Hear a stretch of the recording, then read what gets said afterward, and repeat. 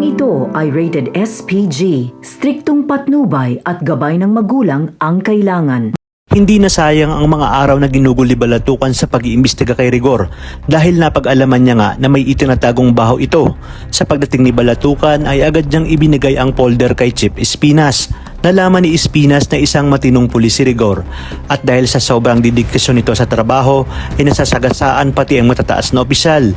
Kaya naman umano hindi ito napopromote sa trabaho. Nakita rin nga sa record na napatay umano nito ang most wanted drug lord na si Ramon Montenegro na siya nga ring dahilan kung bakit nasuspindi itong si Rigor.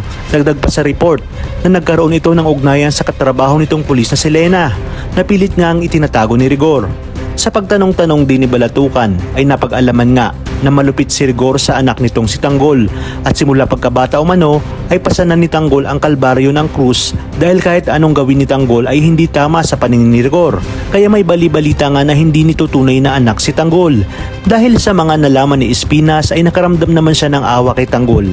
Kaya naman sinabi niya sa kanyang sarili na kaya pala ganoon si Tanggol dahil sa kinagisnan nitong amang si Rigor. Wala umanong ama ang gustong mapahamak ang kanyang anak.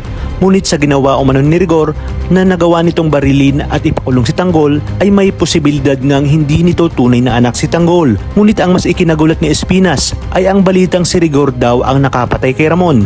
Natawa na nga lang dito sa Espinas dahil batid niyang plano lahat ito ni Ramon ang palabasin na siya ay patay na at magtago sa ibang katauhan. Sa kabilang banda, mabalik naman sina Severino kasama ng mga tauhan ni Ramon upang sabihin na hindi talaga nila nakita itong si Mokang na bumalik sa Quiapo. Kaya naman mas lalong nagpakalugmok itong si Ramon at kinutuban na baka kay Mokang nga ang mga patak ng dugo na kanyang nakita. Narinig naman ito ni Olga, kaya tuwang-tuwa nga ito at sinabi sa kanyang mga tauhan na hindi talaga makikita si Mokang dahil siguradong inilibing na ito ni Tanggol.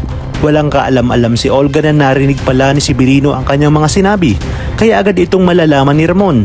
Palaisipan nga kay Ramon kung sinong Tanggol ang lumibing kay Mokang at ibig sabihin alam ni Olga na napatay na si Mokang. Dito nga ay magsisimula ng palihim na mag-imbestiga si Ramon